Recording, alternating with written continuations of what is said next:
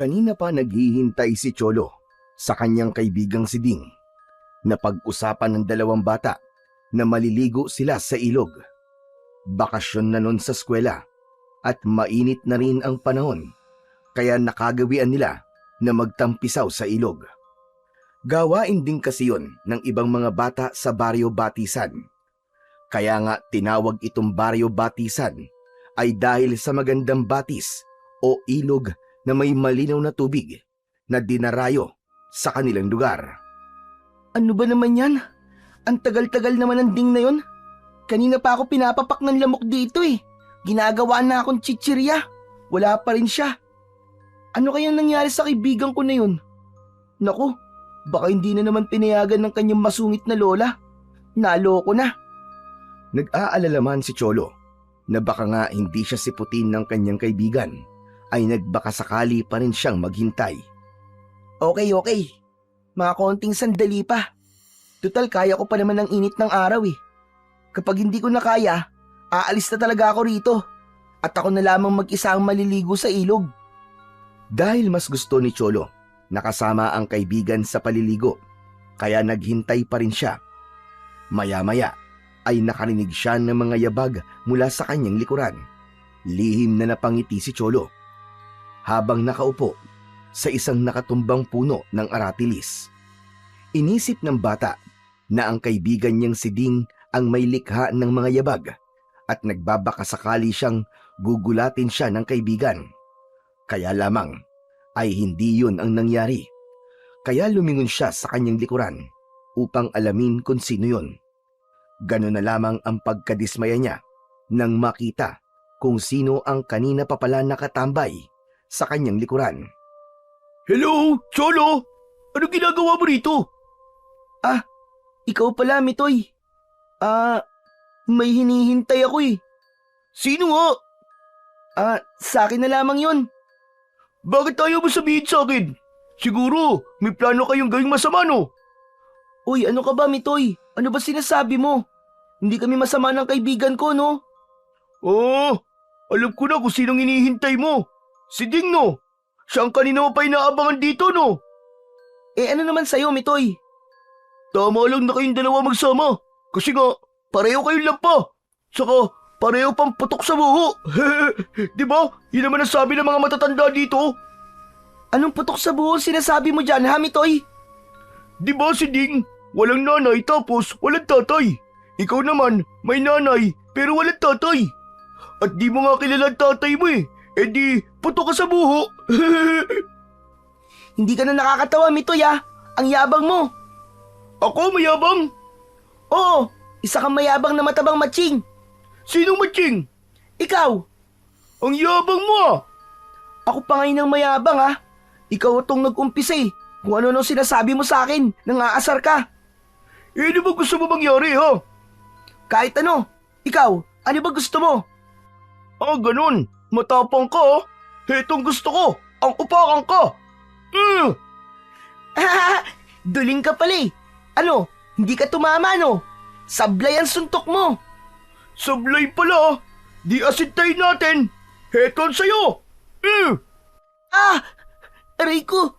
Ang sakit na. Tinamaan mo ako sa mata. Gusto mo, suntokin ko rin yung isang mata mo eh, para pantay eh.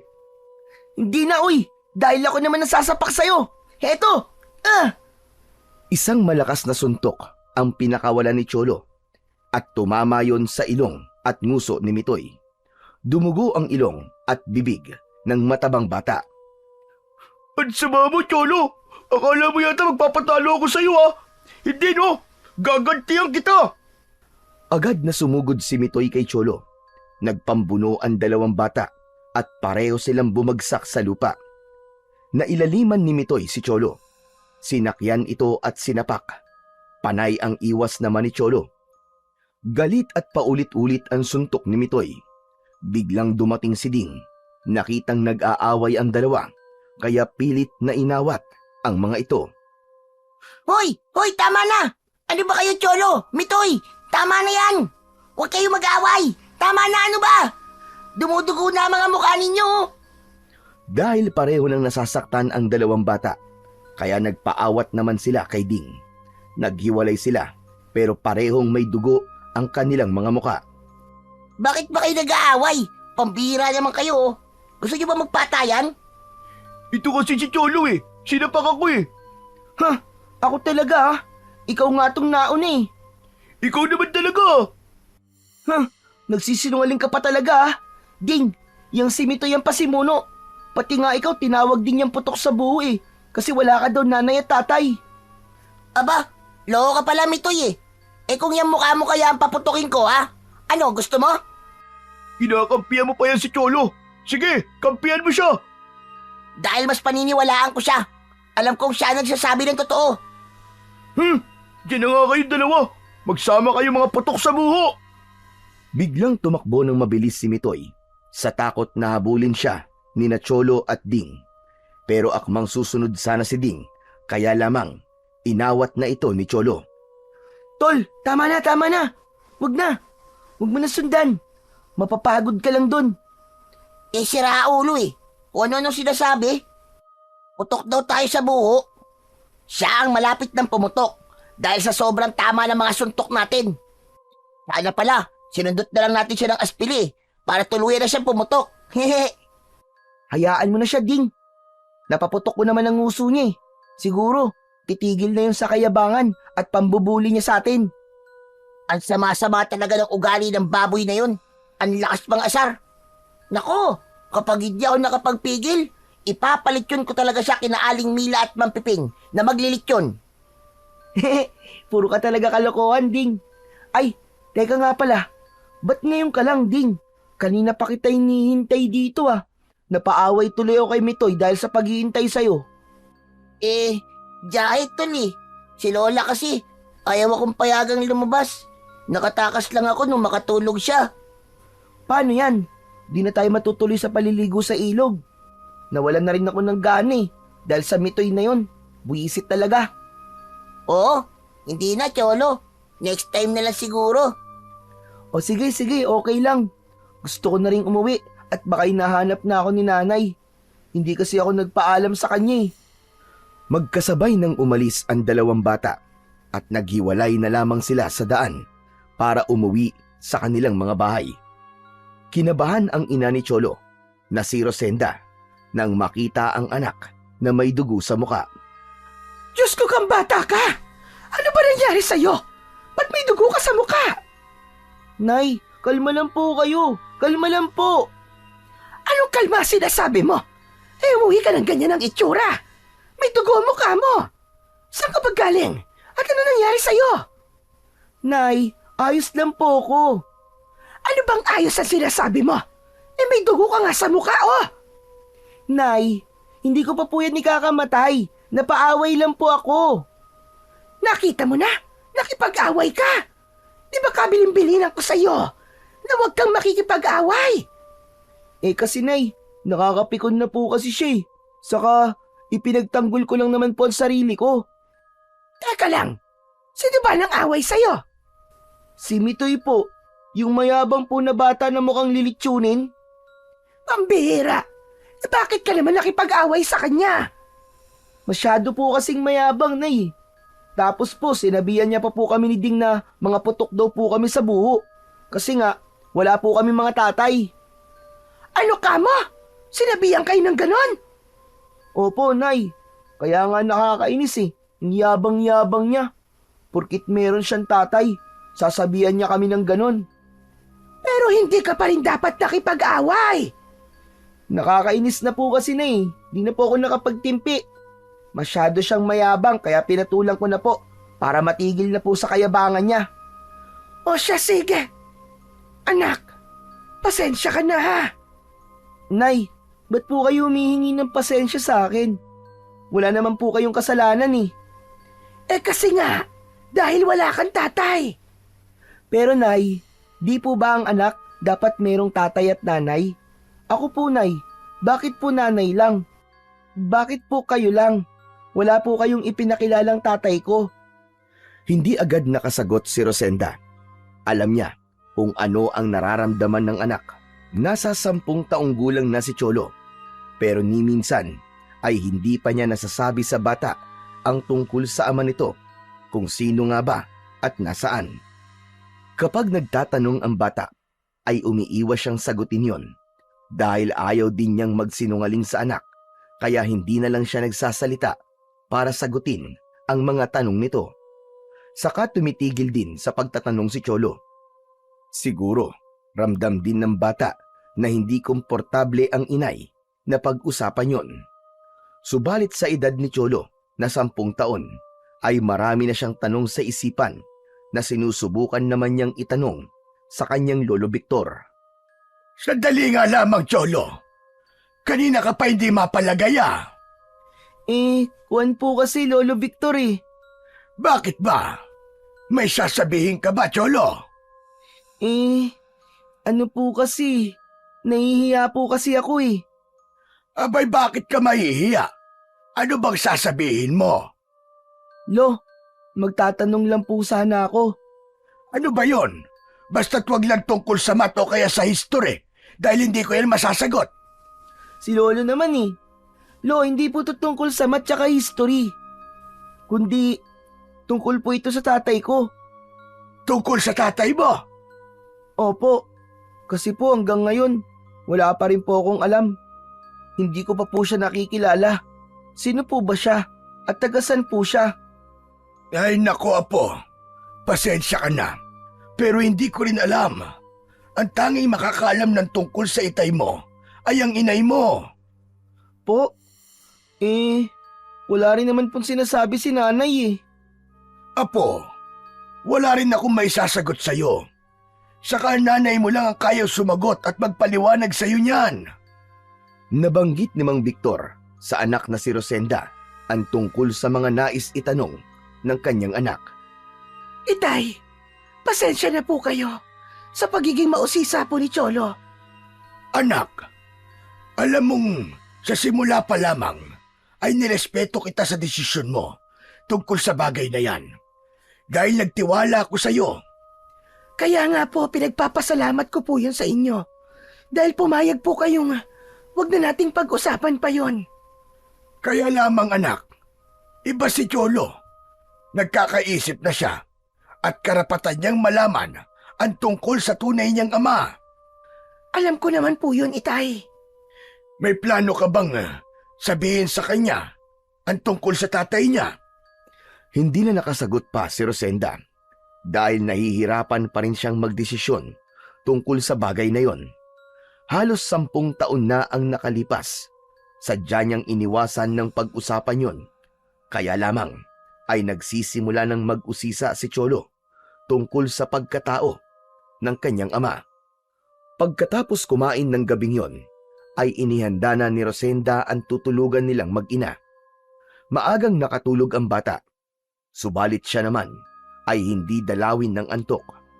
Nakaupo si Rosenda sa kama, katabi ang anak na si Cholo. Pinagmasdan niya ang anak na natutulog. Hinawi ng kanyang kanang kamay ang buhok nito at ipinangsuklay ang mga daliri sa buhok ng anak. Malaki na nga ang kanyang anak, kaya marami na itong mga tanong. Una na nga rito ay ang tungkol sa tunay na ama ni Cholo. Kaya habang pinagmamasdan ni Rosenda ang mukha ng anak na mahimbing na natutulog, ay dumaloy sa isipan niya ang isang alaala, ang isang nakaraan. Abalang naglilinis si Rosenda sa salas ng isang magara at malaking bahay. Pumasok na kasambahay si Rosenda sa bahay ng mag-asawang Mendavilla. Mayamang negosyante ang pamilya na yon. Napapitlag ang dalaga nang bigla siyang nakarinig ng boses. Hindi niya kasi namalayan ang paglapit sa kanya ni Lucrecia, ang kanyang among babae. Ay naku po, Diyos mio! Nagulat ba kita, Rosenda? Pasensya ka na. Okay lang po, ma'am. May iniisip po kasi ako. Kaya hindi ko po namalayan ang paglapit nyo. Mamaya, pagkatapos mo yan sa ginagawa mo, nais ka namin makausap ni Epifanio. Bakit po, ma'am? May mahalagang bagay kaming gustong sabihin sa'yo. Sige po, ma'am. Tatapusin ko lamang po itong trabaho ko. Iniwan na ni Lucrecia si Rosenda. Subalit natutulala at tahimik ang dalaga. Napapaisip siya tungkol sa sinabi ng kanyang among babae. Kinabahan siya na baka may mali siyang nagawa at ibig na nilang palitan siya. Ayaw niyang mangyari yon dahil kailangan niya ay trabaho para matulungan ang kanyang ama. Lalo na ang mabawi ang lupa nila sa probinsya na nakasangla sa isang mayaman na pamilya. Naisangla ang lupang minana ng kanyang itay sa kanyang lolo dahil nagkasakit noon ang kanyang ina. Ginamit na panggamot ang perang pinagsanlaan. Kaya nga lamang, hindi na rin siya gumaling at namatay din. Nahirapan na silang bawiin ang lupa dahil hindi nila alam kung saan kukuha ng pera pantubos doon. Kaya napilitang magtrabaho sa kalapit na bayan si Rosenda upang makaipon ng sapat na halaga na ipangtutubos sa lupa nila. Oras na noon ng pahinga ni Rosenda nang puntahan siya ng mag-asawang Lucrecia at Epipanyo sa servants' quarter. Nag-iisa lang sa kwartong yon si Rosenda. Pasensya ka na, Rosenda, kung aabalahin ka muna namin. Okay lang po, Ma'am Lucrecia. Mahalaga kasi nais namin sabihin sa'yo. Bakit po, sir? May nagawa po ba akong kasalanan? At papaalisin niyo na po ako, Sir Epipanyo? Hindi, Rosenda. Ang totoo nga niyan, ay kontento kami sa paglilingkod mo. Maayos ka magtrabaho at mapagkakatiwalaan ka. Kaya wala kaming reklamo sa trabaho mo. Mahusay ka. Yung gusto kasi naming sabihin sa'yo ay walang kinalaman sa pagtatrabaho mo rito. Ma'am, tungkol po ba saan yun? Saglit na natahimik ang mag-asawa at nakatingin lamang sila kay Rosenda. Kinabahan naman ang dalaga dahil sadyang wala siyang idea sa sasabihin ng kanyang mga amo. Nagsimulang magsalita si Lucrecia na halatang humugot pa ng lakas ng loob. Rosenda, halos 10 taon na rin kami mag-asawa ng Sir Epipanyo mo. Kahit paano naman ay masaya kami. Bagamat may kulang sa amin. Wala kaming anak, Rosenda. May problema kasi ang Ma'am Lucrecia mo sa matris, kaya hindi niya ako kayang bigyan ng anak. Magiging kompleto lang ang pamilya namin kung magkakaroon kami ng anak. Ano pong ibig niyong sabihin, Ma'am? Kailangan namin ng anak, Rosenda. At kung maaari sana, ay tulungan mo kaming mag-asawa. Nakikiusap kami sa iyo, Rosenda. Sir, Ma'am, hindi ko po kayo maintindihan eh. Sa paanong paraan po ba ako makakatulong? Saka, paano ko po kayo bibigyan ng anak? Dalaga po ako. At wala rin po akong boyfriend. Gusto naming ikaw ang maging ina ng aming magiging anak. At si Epipanyo ang magiging ama. Ano po? Naiintindihan mo ba ang ibig naming mangyari? Pero Ma'am, hindi po madaling gawin ang ibig niyo. Asawa niyo po si Sir Epipanyo. Gusto niyo magkaroon siya ng anak sa akin? Anak na para sa amin, Rosenda. Magiging kasangkapan ka lang para isilang ang aming magiging anak. Nakahanda kami magbayad ng malaking halaga. Habang ipinagbubuntis mo ang sanggol, dito ka titira sa bahay. Kami ang bahala sa iyo. Sa lahat ng iyong kailangan. Makakaalis ka lang, dala ang kabuang halaga kapag nakapanganak ka na. Natahimik si Rosenda sa mga sinabi ng amo niyang si Lucrecia. Hindi yun magiging madali, pero magkano man ang halagang ibabayad sa kanya, tsak makasasapat yun para matubos na niya ang lupa ng kanyang tatay na nakasangla.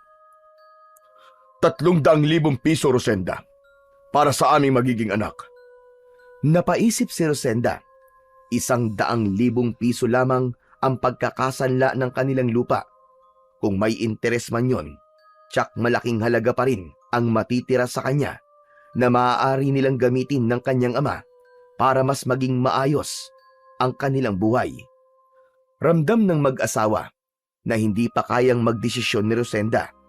Tsak naguguluhan pa ito sa kanilang inaalok. Hindi pa namin hihingin ngayon ang desisyon mo, Rosenda. Bibigyan ka pa namin ng panahon para makapag-isip. Pero sana ay ikonsidera mo, Rosenda. Tulungan mo kami magkaroon ng anak dahil yun ang kukumpleto sa aming buhay. Nakikiusap kami sa iyo, Rosenda. At tatalawin naming malaking utang na loob yun sa iyo. Wala na sa kwarto ni Rosenda ang kanyang mga amo. Subalit natutulala pa rin siya. Hindi pa rin niya lubos maisip ang alok na yun sa kanya. Buong akala niya ay sa mga kwento lang sa pelikula yun nangyayari. Kaya lang ngayon ay mismong sa buhay niya tila nakatakdang maganap yun. Hanggang umabot na ng madaling araw ay hindi pa rin makatulog ang dalaga. Kung ano-ano na ang naglalaro sa isipan niya.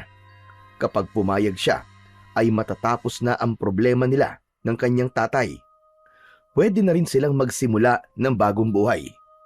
Hanggang dalawin na ng antok si Rosenda ay wala pa rin nabubuong desisyon sa isipan niya.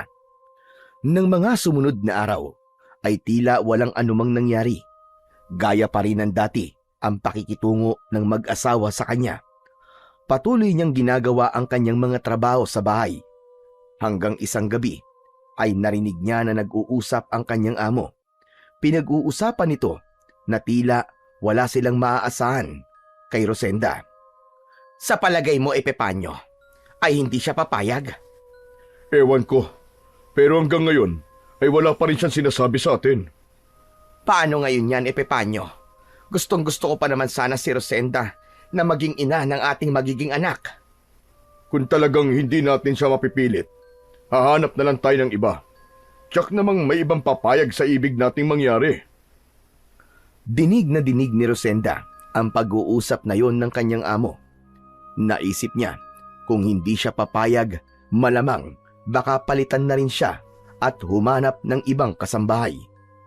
Mabait sa kanya ang mag-asawa at tsak mahihirapan siyang makakita ng ganung amo. May takot na naramdaman si Rosenda dahil mawawalan siya ng trabaho. Kung papayag naman siya sa ibig mangyari ng mga ito, ay malaking halaga ang magiging kapalit. Kinabukasan, ipinaghanda na ni Rosenda ng almusal ang mag-asawa. Kasalukuyang kumakain ng mga ito nang lumapit siya. Bakit, Rosenda? May sasabihin ka ba? Ma'am? Sir? Ano yun, Rosenda? Ano bang sasabihin mo? Pumapayag na po ko sa ibig niyo pong mangyari. Biglang napatayo si Lucrecia at agad niyang niyakap si Rosenda. Salamat. Maraming salamat, Rosenda. Masayang-masaya ako sa sinabi mo. Kailangan ko rin po kasi ang pera para po sa nakasanla naming lupa. Huwag ka mag-alala, Rosenda. Hindi kami sisira sa usapan natin. Makukuha mo ang tamang halaga. Bagamat may pangamba pa rin sa kanyang dibdib si Rosenda sa kanyang naging desisyon, subalit dapat niyang panindigan yon at hindi siya dapat sumira sa nabuo nilang kasunduan. Dahil bahagi ng tinanggap niya, ay dapat munang may mangyari sa kanila ng kanyang among si Epipanyo, kaya inayos ni Lucrecia ang tungkol sa bagay na yon. Hindi rin yun magiging madali para kay Lucrecia, pero handa niyang tanggapin na dapat may mamagitan kay Rosenda at sa asawa niya para sa hangarin nilang magkaroon sila ng sariling anak. Madaling araw ng sandaling yon, naramdaman ni Rosenda na may pumasok sa loob ng kanyang kwarto. Sinadya niyang hindi ikandado ang pinto ng silid, gaya ng napag-usapan nila ng kanyang Ma'am Lucrecia. Abot-abot ang kaba sa dibdib ni Rosenda nang matiyak na ang kanyang among si Epipanyo ang pumasok ng kanyang kwarto. May kadiliman ang kanyang kwarto, subalit naramdaman niya ang pag-upo nito sa kanyang kama. Nanginginig ang katawan ni Rosenda. Naroon ang takot, lalo na't sa buong buhay niya ay hindi pa siya nagkakaroon ng boyfriend. Di lalo na ang pagkakaroon ng karanasan sa lalaki. Naramdaman niya ang paghawak ni Epipanyo sa kanyang kamay na gumapang sa kanyang katawan.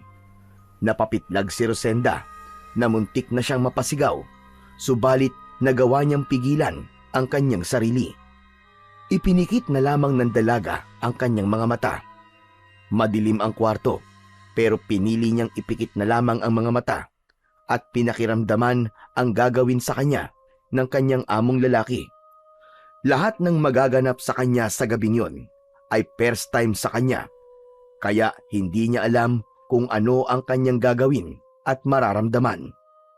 May halong kaba at kakaibang kiliti sa katawan ni Rosenda ang bawat paghaplos ng kamay ng kanyang among si Epifanio. Samantala, sa loob ng silid ni Lucrecia ay panay ang tulo ng luha nito habang nakahiga sa kama. Alam niya ng mga sandaling yon ay nagaganap na ang dapat mangyari sa asawa niya at kay Rosenda. Nasasaktan siya na tila pinagtataksilan siya ni Epifanio. Subalit siya man ay pumayag sa dapat na mangyaring yon. Kaya pilit na lamang isiniksik ni Lucrecia sa isip niya na ang magiging kapalit ng lahat ng yon ay ang anak na matagal na nilang pinananabikan. Lumipas ang magdamag na yon. Nangyari na nga ang dapat mangyari. Hindi pa rin makapaniwala si Rosenda, pero ramdam niya na mas naging malapit at mabait sa kanya ang mag-asawa. Ang tanging hangad na lamang ngayon ni Rosenda ay agad na magkaroon ng positibong resulta ang nangyari sa kanila ng kanyang among lalaki upang hindi na maulit pa ang anumang namagitan sa kanila. Mahigit 1 buwan ang lumipas. Masama ang pakiramdam ni Rosenda nang gumising siya ng umagang yon. Mabigat ang kanyang katawan.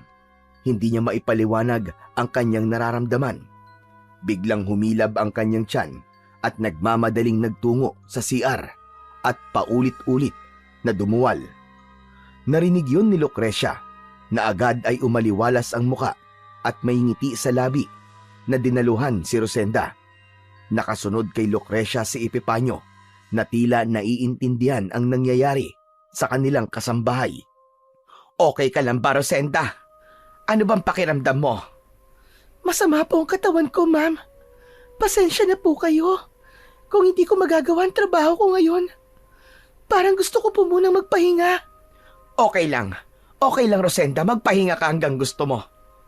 Pero siguro, kailangan ka muna namin dalhin sa doktor para ma-check up ka. Hindi na po, sir. Mawawala rin po ito. Pahinga lang po. Rosenda, sa palagay ko'y wala kang sakit. Pero normal lang ang ganyang pakiramdam. Saglit na natahimik si Rosenda. Agad na pumasok sa isipan niya ang ibig sabihin ni Lucrecia. Sa palagay niya'y tama ang kutob ng kanyang among babae. Posible nga na nagdadalang tao na siya. Kaya hindi na rin siya tumangging magpadala sa doktor. Alam niyang karapatan nila yon dahil bahagi yon ng kanilang naging kasunduan. Tama nga ang kutob ng mag-asawa na nagdadalang tao na si Rosenda. Walang paglagyan ng kasiyahan ng mga ito nang matiyak na positibo ang kanilang kasambahay. Kaya naman, masinsinan nilang kinausap si Rosenda na hindi na muna ito gagawa ng mabibigat na trabaho sa bahay upang matiyak ang kaligtasan ng kanyang ipinagbubuntis. Kakausap na lang sila ng taong gagawa ng mga trabaho ni Rosenda. Kasama sa kanilang napag-usapan ay ang pagbibigay ng kalahati sa perang kanilang napagkasunduan. Kaya ibinigay yon ng mag-asawa kay Rosenda. Agad naman yung itinawag ni Rosenda sa kanyang tatay at ipinadala ang pera. Gagamitin yon para tubusin ang lupang nakasanla. May mga tanong ang kanyang tatay pero pinili niyang wag nang sagutin yon. Hindi rin naman niya maaaring sabihin ang totoo. Ang tanging dahilan niya ay naipon niya yon sa kanyang sweldo at pinautang siya ng kanyang amo na aawasin sa magiging sweldo niya. Bagay naman na pinaniwalaan ng ama ni Rosenda. Alagang-alaga si Rosenda ng mag-asawa habang ipinagbubuntis niya ang sanggol. Nagustuhan naman ng babae ang kakaibang atensyon na ibinibigay sa kanya. Espesyal ang pagturing sa kanya ng mag-asawa at abot-abot ang pasasalamat sa kanya. Lumipas pa ang mga buwan. Saktong 9 na buwan ay isinilang ni Rosenda ang sanggol. Isang sanggol na lalaki ang naging anak niya na ang ipinangalan ng mag-asawa ay Cholo. Kahit nakapanganak na si Rosenda, ay hindi pa rin nila agad na pinaalis ang babae. Ang plano nila ay palilipasin muna nila ang 3 buwan, saka pwede nang umalis si Rosenda. Iiwan sa kanila ang bata at ibibigay naman nila ang natitirang halaga na kabayaran sa kanilang kasunduan. Sapagkat buo nga ang tiwala ng mag-asawa kay Rosenda, kaya alam nilang hindi ito sisira sa anumang naging kasunduan. Dahil abala rin sa kani-kanilang trabaho ang mag-asawa, kaya iniiwan nila sa bahay si Rosenda. Kaya lamang ng mga pagkakataong yon ay may bumabagabag sa isip at damdamin ng kasambahay. Ilang linggo na lang at kailangan ko nang umalis dito. Parang hindi ko kaya. Lalo na't iiwan ko ang aking anak. Ayoko mapalayo sa anak ko. Hindi ko kayang mawala siya sa akin. Isang ina si Rosenda at mula nang isilang niya ang sanggol ay nagkaroon na ng pagbabago sa kanya. Kung sa simula ay itinuring niyang trabaho lamang ang pagbubuntis, subalit nang isilang niya ang kanyang anak, kakaibang pakiramdam ang bumalot sa kanya. Damdamin yon ng isang ina. Hindi ko yata kayang gawin yun. Hindi ko kakayanin na iwan kina Ma'am Lucrecia ang anak ko. Mahal na mahal ko siya. Kaya may nabuong desisyon si Rosenda. Aalis siya at isasama ang kanyang anak. Hindi niya kayang mahiwalay kay Cholo. Mahal na mahal niya ito. Ang sanggol na kasama niya ngayon ay katumbas ng kanyang buhay. Umuwi siya sa probinsya at natanggap naman ng ama niya ang pagkakaroon niya ng anak na hindi na nag-usisa pa. Subalit nasa isip ni Rosenda, nasasabihin din niya ang totoo sa ama sa tamang panahon. Natapos balikan ang alaalang yun ni Rosenda, hindi niya namalayan na umaagos na pala ang luha sa kanyang mga mata. Mahigit 10 taon ang lumipas nang takasan niya ang mga taong nagtiwala sa kanya. Pumayag siya sa isang kasunduan na sinira lamang niya. Lumayo sila ng kanyang ama. Ang lupa na nakasanla ay natubos nila, subalit ipinagbili rin nila sa mas mataas na halaga. Kailangan nilang umalis sa kanilang bayan upang hindi sila matunton ng kanyang amo na siguradong hahanapin siya. Sa ibang lugar ay nagsimula sila ng panibagong buhay. Nagising ang batang si Cholo. Agad niyang napansin ang inang si Rosenda na nagpupunas ng luha sa mga mata. Napakunot ang noo ng bata. Nagtataka na nagtanong sa nanay niya. Nay, umiiyak po ba kayo? Ha? Hindi anak. Hindi ako umiiyak. Ba't naman ako iiyak? Hayan po nagpupunas pa nga po kayo ng luha. Napuwing lang ang mga mata ko, anak. Kaya ako naluha. Ikaw talaga. Lahat na lamang napapansin mo. Si nanay talaga. Ayaw niya pa pong aminin na umiiyak kayo eh. Hay nako. Makulit ka rin talaga, anak, ano? Sabi ko nga, hindi ako umiiyak. Napuwing lang ako. Sige na nga po. Anak, pasensya ka na ha. Kasi nabubuli ka ng dahil sa akin. Talaga lang po mahilig mambuli po si Mitoy. Alaskador po talaga yun. Pero alam mo, anak, hindi totoo yung sinasabi niya na putok ka sa buho. Alam ko naman po yun, Nay. Pero sino nga po ba ang tatay ko at tagasan po siya? Anak, di ba nag-usap na tayo na wag mo nang alamin? Saka okay lang naman kahit nanay lang ang meron ka. Kasi mahal na mahal ka ng nanay. Pero Nay, gusto ko rin pong makilala kung sino po ang tatay ko eh. Anak, kahit sabihin ko pa sa'yo, tsak namang wala ring saysay. Dahil hindi na kayo magkikita pa. Saka may sarili na rin buhay yun.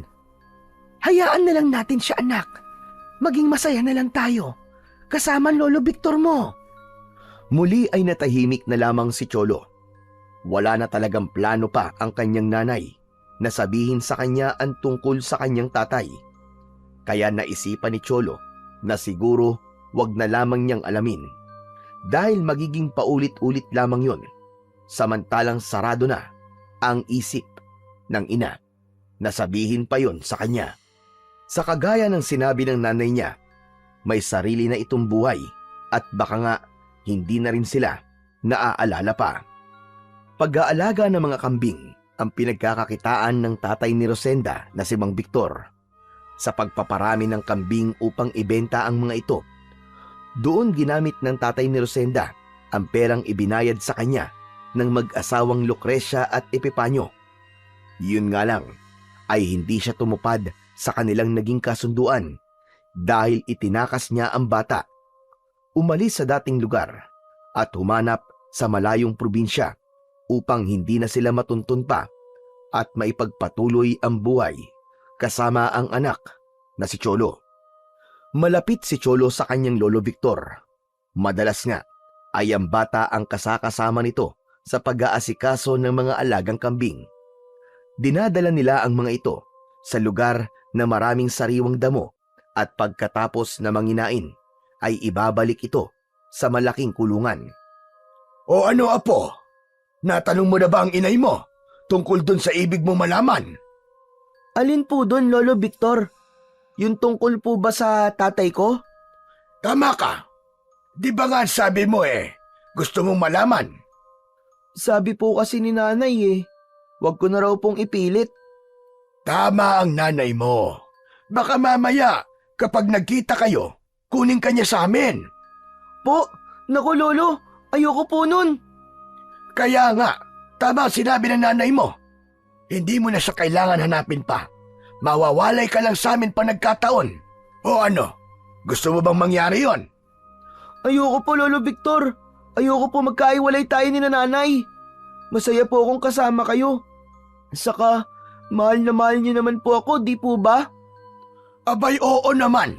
Hindi matutumbasan ang pagmamahal namin sa iyo ng nanay mo. Siyempre po, love na love ko rin po kayo ni nanay. Eh di paano? Okay na tayo. Hindi mo nagugustuhin pang makita ang tatay mo. Opo, Lolo. Lalo na po kung kukunin lang niya ako para ilayo po sa inyo. Huwag na lang po. Napangiti si Lolo Victor dahil nakakatiyak sila ni Rosenda na hindi mawawala sa kanila ang kanyang apo. Ang totoo ay alam na rin ni Mang Victor ang ginawa ng kanyang anak dahil ayaw din niyang itago ng matagal sa ama ang buong katotohanan. Kailangan niyang ipaalam ang totoo sa ama para matulungan siya sa mga dapat niyang gawin at hindi na ito mag-usisa pa. Natanggap naman ng kanyang ama ang tungkol sa bagay na yon dahil naiintindihan din ang kanyang dahilan. Dahil nga ang kulungan ng kambing ay malayo sa mismong bahay ni na Lolo Victor, kaya kailangan pa nilang maglakad ni Cholo papauwi. Gusto pa sana ni Cholo na magpaiwan sa may kulungan ng mga kambing para makipaglaro kay Ding, pero hindi na ito pinayagan ng kanyang lolo. Dumidilim na kasi ng mga sandaling yon, kaya kailangan na silang umuwi. Binabagtas ng maglolo ang daan papauwi nang may mapansing kakaiba si Lolo Victor sa kanilang dinaraanan. Nakaharang sa lugar na dati nilang daan ang isang kulay itim na bagay na parang tambak ng basura. Hala, Lolo. Ano po yan? Bakit biglang nagkaroon ng tambak ng basura dito sa daanan natin? Hindi ko rin alam, Cholo, kung sino naglagay niyan dyan. Parang kanina lang po nang dumaan po tayo ay wala po akong nakitang ganyan dyan Malamang, apo. Kanina lang yan iniharang dito. Lo, alisin na po kaya natin. Ang pangit po kasi tignan na may nakaharang dito sa daanan natin. Ay nako, huwag na, apo. Magpapakaabala pa tayo. Iwasan na lang natin. Saka iba rin ang kutob ko dyan. Nagpatuloy na lamang sa paglalakad ang maglolo. Gaya ng sinabi ni Lolo Victor, ay hinayaan na lamang nila ang itim na bagay na nakaharang kanina sa kanilang daraanan. Subalit habang naglalakad ang maglolo, ay nakaramdam sila na tila merong nakasunod sa kanila. Saglit na huminto ang maglolo. Tumingin sila sa kanilang likuran, pero wala silang nakitang anuman. Lo, bakit parang may sumusunod po sa atin? Tapos po, wala naman pag tinitignan. Hindi ko rin alam, apo. Parang may nilalang na gusto tayong paglaruan. Ano po? May gustong maglaro sa atin? Pakiramdam ko lamang yun, Apo. Pero pwede rin namang mali ako. Muling huminto sa paglalakad ang maglolo. Unang lumingon si Cholo dahil nakukulitan na siya sa kaluskos na tila merong sumusunod sa kanila. Nanlaki ang mga mata at napakunot ang noo ng bata sa kanyang nakita. Lolo Victor, bakit ganun? Kanina pa po tayo naglalakad at malayo na rin po yung narating natin. Pero tignan niyo po, parang di naman po tayo lumalayo dyan sa itim na bagay na nasa likuran natin eh. Di ba? Kanina pa po tayo naglalakad. Lolo, parang sumusunod po sa atin. Oo nga, Apo. Huwag ka na maingay. Naku po, hindi ito maganda. Bakit po, Lolo? Humanda ka, Cholo. Pag sabi ko ng takbo, tumakbo ka at huwag kang bibitiw sa kamay ko. Bakit po, Lolo Victor? Sumunod ka na lamang. O eto na, bibilang na ako. 1, 2, takbo! Nagmamadaling tumakbo ang maglolo. Pinasok nila ang lugar na masukal at doon sila magtatago. Nagtataka naman ang bata, kaya habang humihingal pa sanhi ng kanilang pagtakbo, ay nagtanong na ang bata sa kanyang lolo. Lolo, bakit po ba tayo tumatakbo? Ano po bang meron? Tignan mo! Tignan mo yung itim na parang basura na nakita natin kanina! Naku po, nawala. Bigla po naglaho, Lolo. Saan po napunta yun? May kutob akong makakampon sila ng kadiliman. Ano po? Kampo ng kadiliman? Katulad po ng mga aswang at iba pang nakakatakot na nilalang, ganun po ba? Tama ka, Cholo. Ganun na nga. May mga aswang na nakapasok dito sa Baryo Batisan. Naku po, nakakatakot naman. Nasa ganung pag-uusap ang maglolo nang biglang meron dumakma sa balikat ng bata. Isang uri yun ng aswang na maaaring gumala kahit hindi pa gabi. Namumuti ang katawan na may mahabang tenga, malaking mata, matutulis na kuko at pangil. May mahaba rin itong dila na katulad ng sa isang ahas. Ah! Lolo! Tulungan niyo po ako, Lolo! Tulungan niyo po ako! Ganun lang din ang sindak ni Lolo Victor sa nangyari. Nataranta ito kung anong dapat gawin. Hawak ng aswang ang apo niyang si Cholo habang nagpupumilit namang makaalpas ang bata. Mga walang hiya kayo! Bitiwan niyo ang apo ko! Pakawalan mo siya! Umaatungal lamang ang aswang na may hawak kay Cholo. Wala itong planong pakawalan ang bata. Patuloy naman sa kanyang pagpupumiglas ang bata. Hinagilap ng matandang lalaki ang madalas niyang dalang gulok na nakasabit sa kanyang bewang. Hinugot niya ang puluhan ng itak. Bitiwan mo ang apo ko!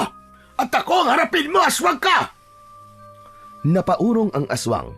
Alam niyang hindi nagbibiro ang matanda. Galit si Lolo Victor at handang tagpasin ang ulo ng aswang. Subalit planong bitbitin ng aswang ang bata. Unti-unti ay umuurong ito sa kabiglang binuhat si Cholo upang itakas. Ramdam ng bata na itatakas nga siya ng aswang. Lolo! Tulungan mo ako! Dadalhin ako ng aswang! Tumakbo ng papalayo ang aswang at nakasunod naman sa kanya si Lolo Victor habang nakaamba ang hawak na gulok.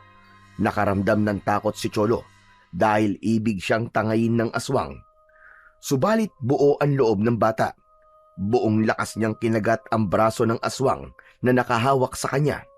Idiniin niya ng husto ang pagkakakagat na halos bumaon na ang kanyang mga ngipin. Naramdaman naman ng halimaw ang sakit ng pagkakakagat ni Cholo sa kanyang braso, kaya nabitiwan niya ang bata. Sa pagkakabitiw ng aswang ay bumagsak si Cholo sa lupa. Nagmamadali naman itong bumangon upang tumakbo papalayo sa aswang. Nakita ni Lolo Victor ang pangyayaring yon na nabitiwan ang kanyang apo at tumakbong papalayo sa aswang pasalubong sa kanya. Hinabol ni Lolo Victor ang halimaw, subalit huminto ang aswang at hinarap nito ang matanda. Gamit ang matutulis na kuko at mga pangil ay hinarap ng aswang si Lolo Victor. Sunod-sunod naman ang wasiwas at unday ng matanda sa hawak niyang itak sa halimaw na nasa kanyang harapan. Hayop kang aswang ka! Pati ang apo ko ay gusto mong tangayin! Sunod-sunod ang pagharibas ni Lolo Victor sa kampon ng dilim, subalit nakakaiwas ito. Ngunit hindi siya tumigil hanggang sa madaplisan ang aswang. Tumama ang dulo ng itak sa katawan ng aswang at lumikha yun ng pahabang sugat. Sige! Porbe! Lumapit ka pa! At hindi lang yan ang matitikman mo, kundi matatagpas ang ulo mo! Umatungal ang aswang. Tila hindi ito magpapatalo. Nais niyang gumanti sa matandang lalaki. Subalit bago pa nakasugod ang aswang ay napaurong ito. O ano? Nababahag na ba ang buntot mo? Naduduwag ka na ba, halimaw? Sige! Lumapit ka! Harapin mo ako! Sumugod ka! Pumapalaw na tinakpan ng aswang ang kanyang mga mata. Saka napansin ni Lolo Victor na lumabas pala mula sa pagkakatago sa loob ng kanyang suot na t-shirt ang kwintas na suot niya. Dahil yon sa pakikipaglaban niya kanina. Ang palawit ng kwintas na suot ni Lolo Victor ay naglabas ng enerhiya at liwanag na hindi kayang tagalan ng aswang. Kaya tumakbo papalayo ang halimaw na tila gumigewang-gewang pa ito. Waray nananakit ang mga mata, kaya hindi nito makita ng maayos ang direksyon na pupuntahan, hanggang sa tuluyan na itong nawala sa kakahuyan. Agad namang lumapit si Cholo sa kanyang Lolo Victor nang makalayo na ang halimaw na tumangay sa kanya kanina. Lolo, wala na po yung halimaw. Kumusta ka, apo? Nasaktan ka ba? Ayos ka lang ba? Opo, Lolo. Ayos lang po ako. Ang walang iyang aswang na yon, gusto ka pagtangayin. Oo nga po, Lolo eh. Napagtripan po ako na walang yung aswang na yon. Pero hindi ako papayag na mangyari yon, apo. Salamat po, Lolo Victor. Pero Lolo Victor, ang galing-galing niyo po. Hindi po kayo natakot sa aswang. Hindi niyo po hinayaang dalin ako. Oo naman, apo. Kahit buhay ko ay itataya ko para walang masamang mangyari sa'yo. Lolo Victor, maraming salamat po. Talagang hindi naligtas sa mga aswang itong ating baryo. Napasok na rin ng mga kampon ng kadiliman ang lugar na ito. Buti na lang may Lolo Victor ako na matapang at magaling makipaglaban sa mga kampon ng kadiliman. Salamat rin dito sa suot kong kwintas, apo. Siya talaga ang nagbigay sa akin ng proteksyon. Pareho tayong iniligtas ng kwintas. Oo nga po, Lolo. Nakita ko nga po kanina na natakot po sa suot niyong kwintas ang aswang na yon. Lolo, ano po bang meron sa suot niyo pong kwintas? Bakit po natakot po ang aswang dyan? Alam mo, apo, hindi pangkaraniwan ang kwintas na suot ko, kundi isang kwintas na may nakapalawit na isang mutya. Ano, Lolo? Mutya po? Oo, apo. Mutya na natagpuan ko sa isa sa mga alaga kong kambing. Wow! Ang galing naman nun, Lolo! May mutya po pala ang kambing? Oo, apo. Ang bawat bagay na nariyan sa paligid natin ay may kanya-kanyang kakayahan at pambihirang katangian na maaaring ibigay o ipagkatiwala sa isang nilalang. Kung ganun po pala, Lolo Victor, maswerte po kayo dahil ikaw po nakakuha sa mutya ng kambing. Oo, apo. Nakuha ko ito sa isa sa unang kambing na alaga ko na may pangalang Sinag. Habang kumakain siya sa damuhan, nakita ko na meron siyang iniluwa. Kasunod noon ay ang pag-iingay niya ng malakas. Nang tignan ko, ang bagay na iniluwa niya ay isa yung kakaibang bato. Kumikislap, kaya itinabi ko at ginawa kong kwintas. Pero paano niyo po nalaman na may kakaibang lakas po na ibinibigay po ang bato na iniluwa po ng alaga niyo pong kambing? May kakaibang enerhiya na bumabalot sa katawan ko kapag sinusuot ko ang kwintas at kakaiba rin ang tapang na aking nararamdaman. At kanina lang, nakita ko ang iba pang kayang gawin ng mutya. Nagbigay ito ng liwanag na kinatakutan ng aswang. Kaya pala ang tapang-tapang niyo po, Lolo Victor, dahil pinapatapang po kayo ng mutya. Kaya nga, Hindi ko na ito inaalis sa katawan ko, Apo. Ito na nagsisilbing gabay at proteksyon ko. Isa pa, nagbigay din ng swerte sa akin ang mutya na ito. Mabilis dumami ang alaga nating kambing. Kukunti lang ang nagkakasakit, kaya marami akong naipagbibili. Kung ganun, Lo, ang galing po talaga ng mutya nyo. Kaya nga, hindi lang sa mga kampo ng dilim mahusay ang mutya ng kambing, kundi maging sa aking pagninegosyo rin. Kaya Apo, wag na wag mong sasabihin kahit kanino ang sikreto ng mutya, kasi kapag nalaman ng iba ito, ay magkaka-interes silang kunin ito sa akin. Opo, Lolo. Hindi ko po sasabihin kahit kanino. Halika, umuwi na tayo at dumidilim na. Baka nag-aalala na sa atin ang iyong inay. Magkahawak kamay pa ang maglolo habang naglalakad pa pauwi. Pagdating nila sa bahay ay umiiyak si Rosenda nang datnan ito ng maglolo. Oh, Rosenda anak, ano nangyari sa'yo? Umiiyak ka at parang takot na takot. Nay, bakit po? May masakit po ba sa inyo? Wala. Wala, anak. Huwag mo na lamang akong pansinin. Pero Nay, hindi po pwedeng wag ko na lang po kayong pansinin. Sabi ko nga sa'yo, okay lang ako. Sige na, pumunta ka na sa Lolo Victor mo. Iniwan na ni Cholo ang kanyang nanay, ngunit hindi pa rin mapalagay ang bata. Nag-aalala siya para sa kanyang nanay. At dahil maging si Lolo Victor ay ikinabahala rin ang dinatnang kalagayan ng anak, kaya ng gabing yon, nang tulog na si Cholo, ay kinausap ng matanda ang anak na si Rosenda. Siguro naman anak, hindi mo itatago sa akin ang dahilan kung bakit umiiyak ka nang dumating kami ni Cholo. Ano ba talaga nangyari sa iyo, anak? Tay, bago po kasi kayo dumating ni Cholo, ay kagigising ko lang noon. Nagkaroon po ako ng isang masamang panaginip. Bihira kang bata ka. Panaginip lang palang iniiyak-iyak mo. Ano ba na panaginipan mo? Ang anak ko pong si Cholo.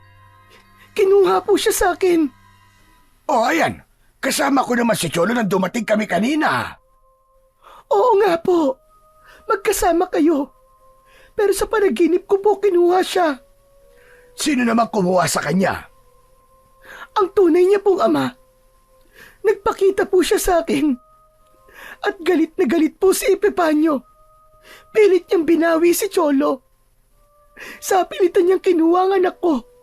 Dahil sinasabi niyang anak niya si Cholo. Mabagin langit. Di kaya may kinalaman sa panaginip mo yung nangyari? Ang alin po, Itay? Yung nangyari kanina sa bukid. May nangyaring hindi ako makapaniwala. Ano nga po yun, Itay? May aswang, Rosenda. May nagpakita sa aming aswang at pilit niyang kinukuha ang apo ko. Pero hindi niya nagawa dahil hinarap ko siya. Hindi ako pumayag na makuha ng aswang na yon si Cholo. Diyos ko, mukhang may kaugnayan na nangyari sa inyo, Itay. At ang ibig sabihin ng panaginip ko. Pero, bakit isang aswang ang ibig kumuha kay Cholo? Ibig ba sabihin nun aswang ang mag-asawang yon na dati mong amo na nakipagkasundo sa'yo? Hindi ko po alam, Itay. Pero nung nakatira po ako sa kanila, wala akong nakita kakaiba sa kanila. Normal lang silang tao na katulad natin. Kaya lamang, kampo ng dilim ang nilalang na sumalakay sa amin at pilit kinukuha si Cholo. Hindi na maalis sa isipan ni Rosenda ang mga nasabi sa kanya ng ama. Sino nga kaya ang aswang na umatake sa mga ito? Nag-iwan yun ng takot at pangamba sa damdamin ng nanay ni Cholo, sapagkat isang masamang pangitain yun na posibleng may kasunod pa. Ang lalo pang ikinakabahala ni Rosenda ay tila puntirya ng aswang ang kanyang nag-iisang anak. Dahil sa mga pangyayaring yun, ay naghigpit na si Rosenda. Hindi siya pumapayag na basta lalabas at pupunta sa kung saan si Cholo. Hep, hep! Cholo! Saan ka pupunta? Kuwan po. Magkikita lang po kami ni Ding sa may batis. Manguhuli po kami ng hipon para po may ulam tayo. Hindi ka pwedeng umalis. Lalo na kung hindi mo kasama ang Lolo Victor mo. Inay naman, kaibigan ko naman po si Ding eh. Saka wala naman po kami masamang gagawin eh. Alam ko yun, anak. Hindi ka pasaway na bata.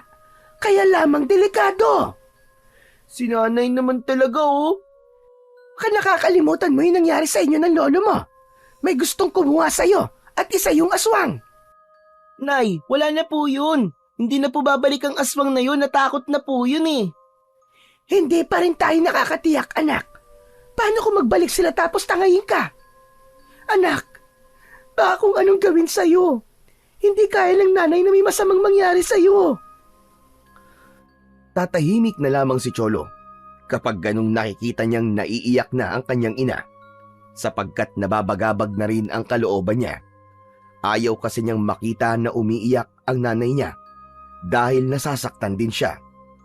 Subalit dahil sa pagbabawal na ginagawa ni Rosenda sa kanyang anak, ay nakita niya ang kalungkutan ni Cholo. Maging si Lolo Victor ay naaawa na sa apo na tila nagiging bilanggo sa loob ng kanilang bahay dahil hindi na ito makapaglaro kasama ang kaibigang si Ding. Rosenda, hindi kaya masyado mo nang hinihigpitan ang apo ko? Itay, ginagawa ko po ito para sa kaligtasan ng anak ko. Naiintindihan naman kita. Kaya lamang, hindi rin makakabuti sa bata na halos hindi na siya makalabas ng bahay. Pwede naman po siyang lumabas, tay. Pero kailangan kasama kayo o kaya ako. Pero iba pa rin siyempre yung malaya siya. Nakakapunta sa kung saan, kasama ang kaibigan niya. Itay, kahit magalit pa si Cholo sa akin dahil sa paghihigpit ko, hindi magbabago ang desisyon ko. Anak, kawawa naman ang apo ko.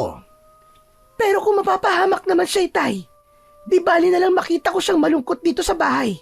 Basta magiging ligtas siya at walang masamang mangyayari sa kanya. Nagkakaroon ng pagtatalo ang mag-ama dahil sa pagbabawal ni Rosenda na lumabas ng bahay ang anak na walang kasama. Pero para naman yun sa kaligtasan ng kanyang anak.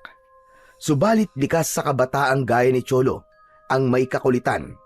Kahit alam niya ang dahilan ng pagbabawal ng kanyang ina na lumabas siya ng bahay, ay tila may nagtutulak sa bata para suwayin yon.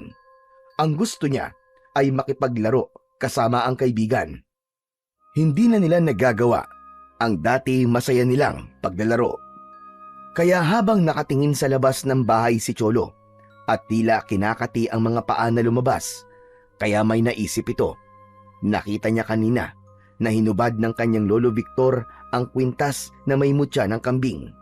Kapag maliligo kasi ang matandang lalaki, ay tinatanggal yun sa leeg at isinasabit sa dingding.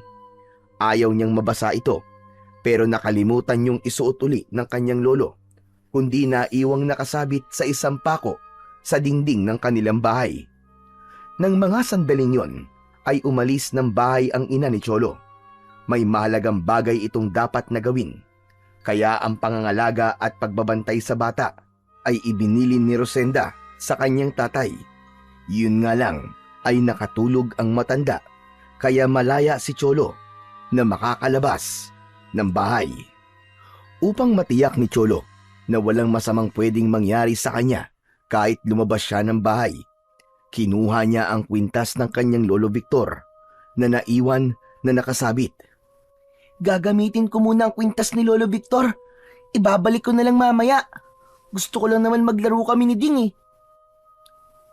Isinuot ni Cholo ang kwintas na may mutya ng kambing at ipinasok yon sa loob ng kanyang suot na t-shirt para hindi ito makita ng kahit na sino. Saka sumilip sa kwarto kung saan natutulog ang kanyang lolo Victor. Ayos! Tulog na tulog si Lolo. Naghihilig pa. Tumutulo pa ang laway sa sarap ng tulog oh. Sige lang Lolo Victor, tulog ka lang dyan ha. Ituloy mo lang ang maimbing yung pagtulog. Humakbang na patungo sa pintuan ng bahay si Cholo nang may marinig na nagsalita. Saan ka pupuntang bata ka, ha? Paktay! Huli! Pero di kulong! Pero wala nang kasunod ang salitang yon, kundi ang malakas na hilik. Kaya napasilip uli sa kwarto si Cholo. Anak ng puting kambing naman, oo. Tulog na tulog naman pala si Lolo at naghihilik pa eh. Tumutulo pa rin ang laway. Pero, bakit siya nagsalita? Malamang nananaginip siya. Kaya nagsalita kanina si Lolo. Ay, ewan si Lolo talaga oh. Kahit sa panaginip, binabantayan pa rin ako. Nang matiyak ni Cholo na nananaginip lamang pala ang kanyang lolo, ay tuloy-tuloy na itong lumabas ng bahay. Tuwang-tuwa naman ang kaibigang si Ding nang makita si Cholo. Nagawa pa siyang yakapin ng kaibigan. Tol! Tol, na-miss kita! Akala ko hindi na tayo magkikita ulit eh. Hindi na tayo makakapaglaro. Pakis niya ako! Uy, ano ka ba? Tigilan mo nga ako. Bitiwan mo ako. May payakap-yakap ka pang nalalaman. Gusto mo pa akong halikan? Bading ka yata eh. Sabi ko nga sa'yo, na-miss kita. Oo na. Ayos na yun, na-miss mo ako. Ba't may kasama pang yakap tsaka halik? Bading ka yata talaga eh. Hoy, hindi ah. Niyakap lang, Becky na kagad. Na-miss nga lang kita, di ba? Mga badig pala kayo eh. Nagyayakapan pa. Uy, mga Becky. Saan ang rampa nyo ngayon, ha? Hayang ka na naman, Mitoy eh. Basta ka nalang susulpot at mga asar ka na naman. Oo nga. Hindi ka pa rin nagbabago, Mitoy. Asar ka pa rin. Ang hilig mong mambuli. Ano ka mo? Mangbuli nga ni. Buli ka. Bakit ba? Ano ba sa inyo? Gusto ko mambuli. Yun ang mission ko. Ang mambuli at asarin kayo. O ano na? Sasali ba kayo sa Miss Gay? May contest sa barangay sa darating na piyesta. Pwede kayo dun. Di ikaw ang sumali. Ikaw ang nakaisip eh. Mas mukha ka pang ang Becky sa amin eh. Beking mataba.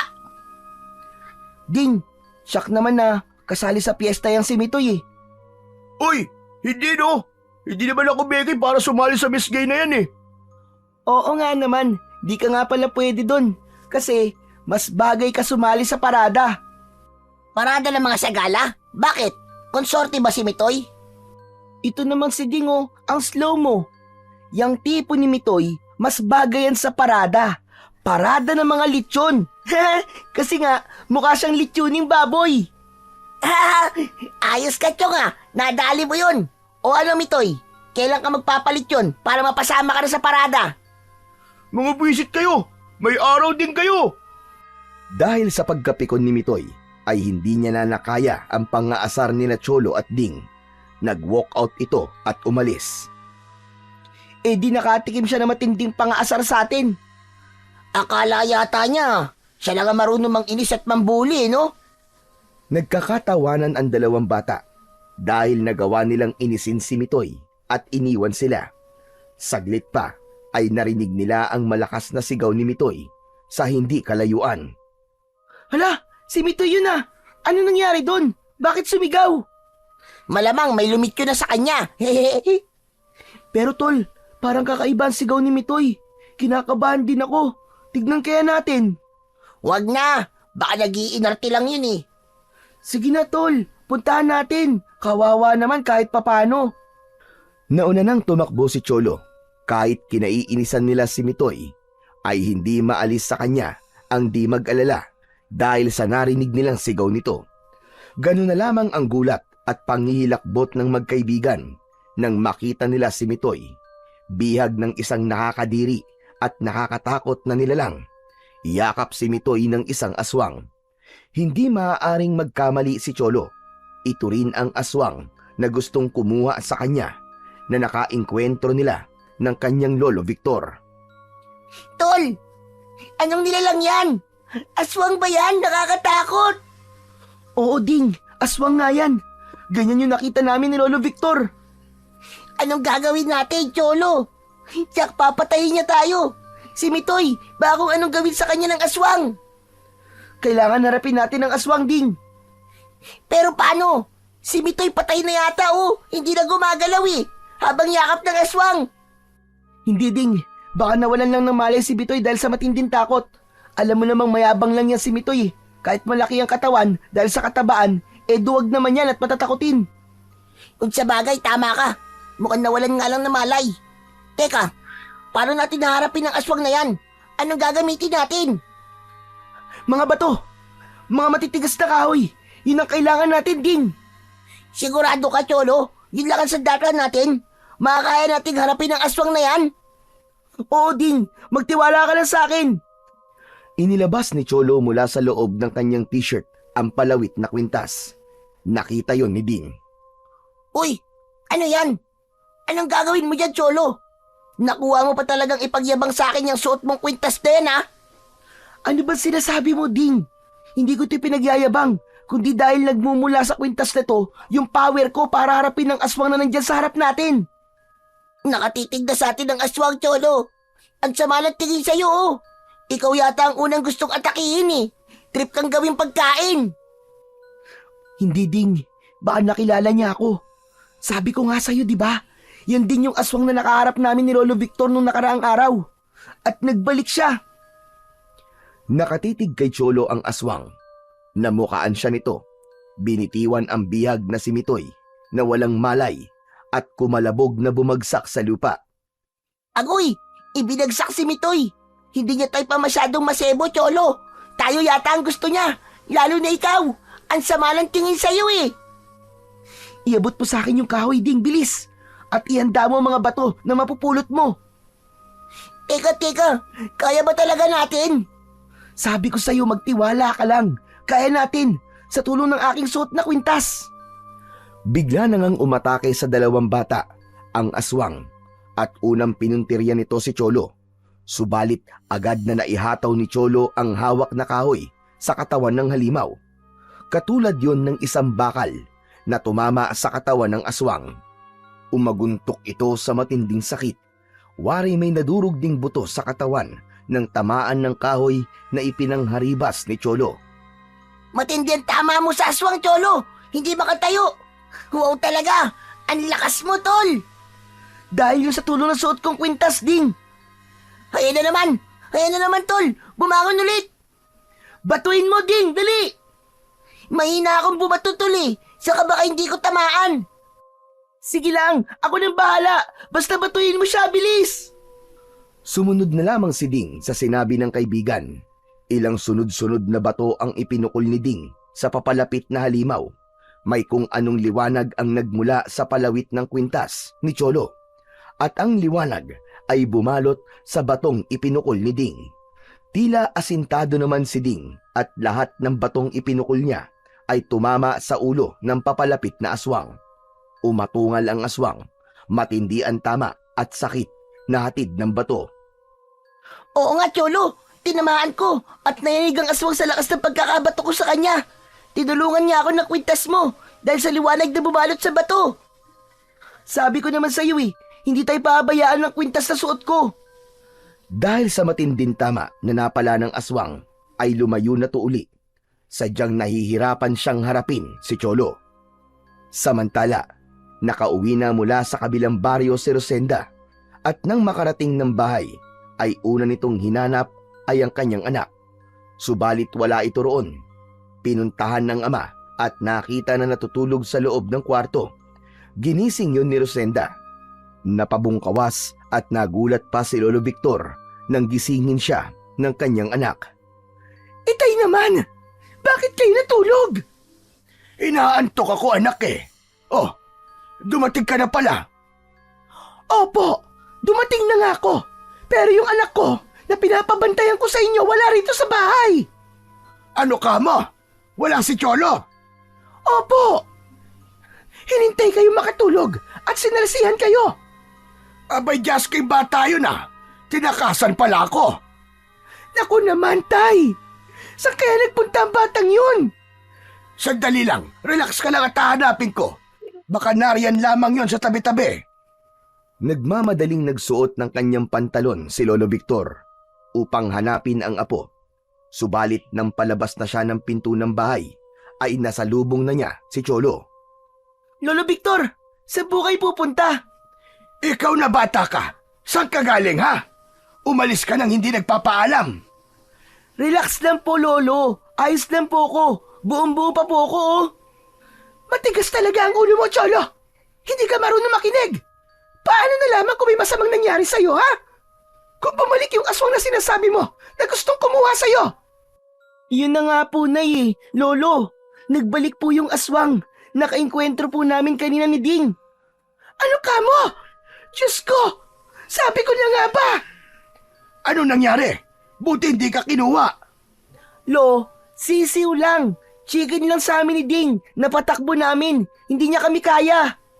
Napatakbo niyo ang aswang. Natakot sa inyo. Mismo, Lolo Victor. Natakot. Tumakbo talaga. Ano? Paano natakot sa inyo?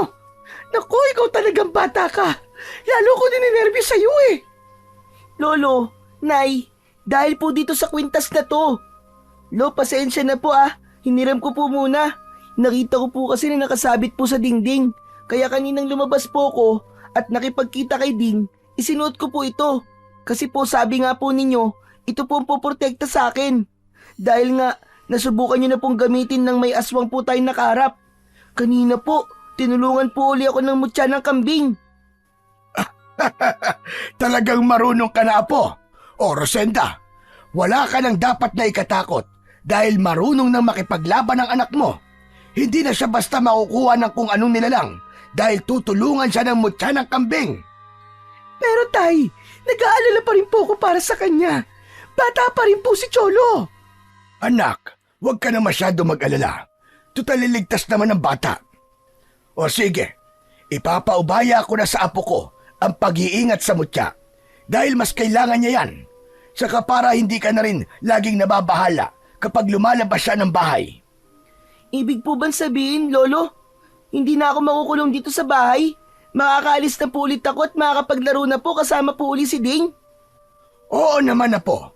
Dahil sabi ko nga, hindi ka pababayaan ng mutya na nandyan sa kwintas. Napailing na lamang si Rosenda dahil nagkampihan ang maglolo. Pero alam niyang makakaligtas si Cholo sa panganib na pwedeng dumating dahil sa mutya. Pero paano kung mawala pa rin ito at iwan sila? Lalo na at may ibang kutob si Rosenda sa aswang na madalas na nagpapakita kay Cholo. Posibleng si Epipanyo ngayon ang tunay na ama ng bata at alam na nito ang lugar nila. Kaya nga lang, palaisipan pa rin kay Rosenda kung may lahing aswang nga ba ang mag-asawang naging amo niya. Kung totoo ang hinala niya, ibig bang sabihin ay posibleng aswang din ang kanyang anak. Samantala, sa isang baryo malapit sa tirahan ni Rosenda, ay dun na naninirahan ang mag-asawang Lucrecia at Epipanyo. Kung ganon, ay sigurado ka na, Epipanyo. Oo, Lucrecia. Nandito nga ang anak natin. Sa lugar na ito, dinala siya ni Rosenda, kasama ang kanyang ama. Makikita ko na ang ating anak. Gusto kong makasama na natin siya. Matagal na tayo nangungulila sa kanya. Hindi man lang natin nakitang lumaki si Cholo. Ipinagkait ni Rosenda na makasama natin ang ating anak. Tama ka, Epipanyo. Nilinlang niya tayo. Hindi siya tumupad sa ating kasunduan, gayong naging mabait naman tayo sa kanya. Marahil, sanhi yun ang sobra niyang pagmamahal sa bata. Hindi niya kayang mawala ito ng isilang niya. Kahit na, tayo pa rin na may karapatan sa kanya. Dahil pumayag siya sa naging kasunduan natin. Kaya nga dapat nating mabawi ang anak natin sa babaeng yon. Teka, akala ko ba gumagawa ka na ng paraan? Oo, Lucrecia. Pero hindi yun ganun kadali. Isa pa, nasa 10 taong gulang na si Cholo. May isip na siya. Kahit na, Epipanyo, kailangan mabawi natin siya sa babaeng yon. Dahil para sa atin si Cholo. Para sa atin lang siya. Alam ko yun, Lucrecia. Gawin mo na lang ang lahat ng paraan para makuha natin ang ating anak. Mula nang umalis si Rosenda sa poder nila, nadala ang sanggol na dapat sanay maiiwan sa kanila, ay hindi na tumigil sina Lucrecia at Epipanyo na hanapin ang dating kasambahay. Subalit nahirapan sila. Hanggang sa itinuon na lang muna sa ibang bagay ang kanilang panahon upang magpatuloy ang kanilang buhay, ang pag-aasikaso ng kanilang negosyo. Subalit hindi nawala sa isipan nila ang batang si Cholo. Anak siya ni Epipanyo, bagamat si Rosenda ang nagbuntis, kaya may karapatan pa rin siya kay Cholo bilang ama nito. Sa kanilang paghahanap ay kung saan-saan silang probinsya napadpad.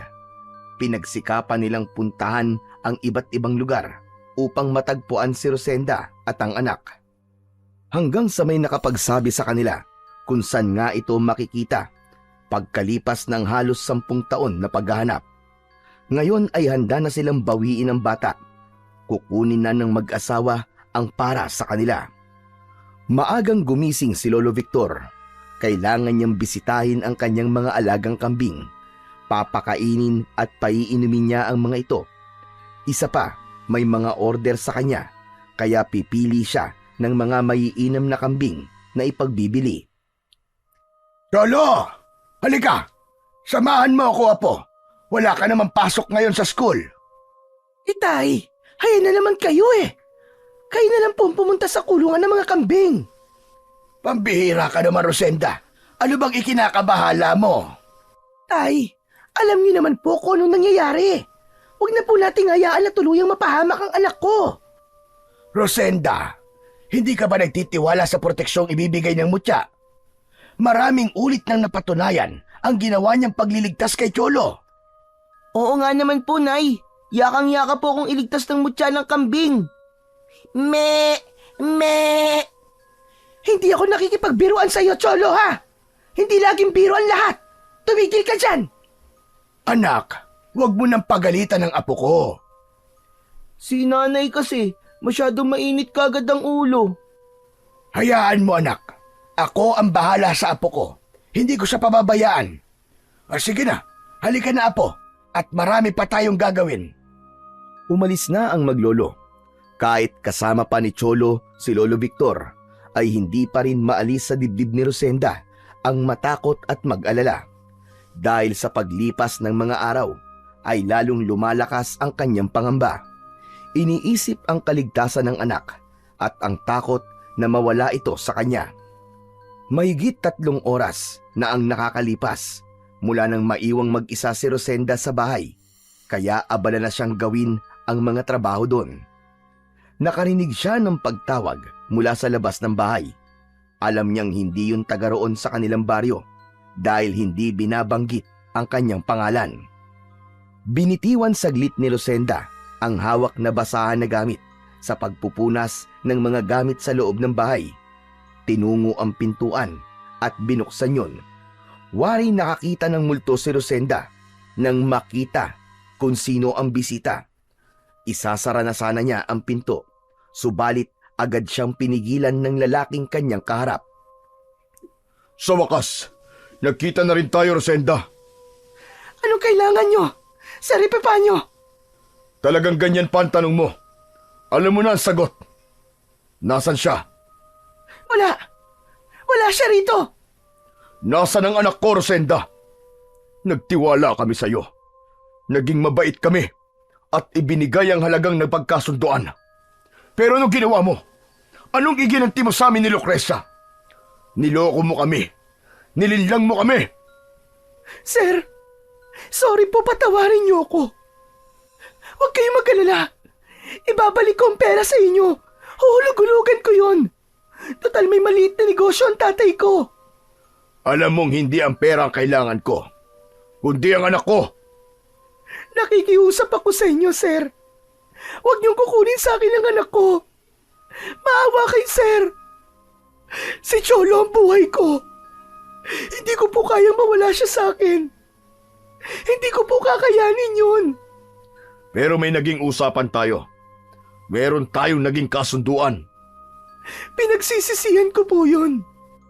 Sa ngayon, wala pong ibang mahalaga sa akin kundi ang aking anak. Mahal na mahal ko po si Cholo. Sa akin lang siya. Nakikiusap po ako, maawa naman kayo sa akin. Huwag niyong kunin sa akin ang aking anak. Pasensya na, Rosenda, pero hindi kita mapagbibigyan. Kukunin ko ang anak ko sa kahit na anong paraan. Kaya ba sa pilitan mo siyang kinukuha? Gamit ang kakaibang pagkataong tinatago niyo? Anong sinasabi mo, Rosenda? Anong kakaibang pagkatao? Huwag ka na magmaang-maangan. Ang pagiging aswang mo, Sir Epifanio. Ilang ulit mo nang pinagtangka ang kunin ng anak ko. Pero hindi yun nangyari. Dahil naahadlangan yun ng aking itay. At mismong si Cholo. Lumaban sila sa aswang. Teka. Hindi ko alam ang sinasabi mo, Rosenda. Huwag ka na magkaila pa sa Epipanyo. Kung inaakala mo na makukuha mo ang anak ko gamit ang pagiging aswang mo, hindi yun mangyayari. Dahil bago mo pa siya makuha, ay tiyak na mamapatay ka muna. Biglang isinara ni Rosenda ang pinto ng bahay. Naiwan si Epipanyo sa labas na nakatulala at nagtataka sa mga sinabi sa kanya ng dating kasambahay. Walang nagawa ito kundi ang umalis, pero tiyak na babalik siya dahil hindi pa siya tapos sa pakikipag-usap kay Rosenda. Sa loob ng bahay ay umiiyak si Rosenda dahil dumating na ang sandaling matagal na niyang kinatatakutan. Yun nga ay ang matuntun sila ni na Epipanyo. Nangyari na ngayon at handa na nilang kunin si Cholo. Subalit hindi niya basta isusuko ang kanyang anak. Ipaglalaban niya si Cholo sa kahit na anong paraan. Nang makabalik na si Epipanyo sa tirahan nila, ay dala pa rin niya ang pagtataka. Yun ay nasabi niya sa asawang si Lucrecia. Nakita mo na pala si Rosenda. Ba't hindi mo pa kinuha ang anak natin?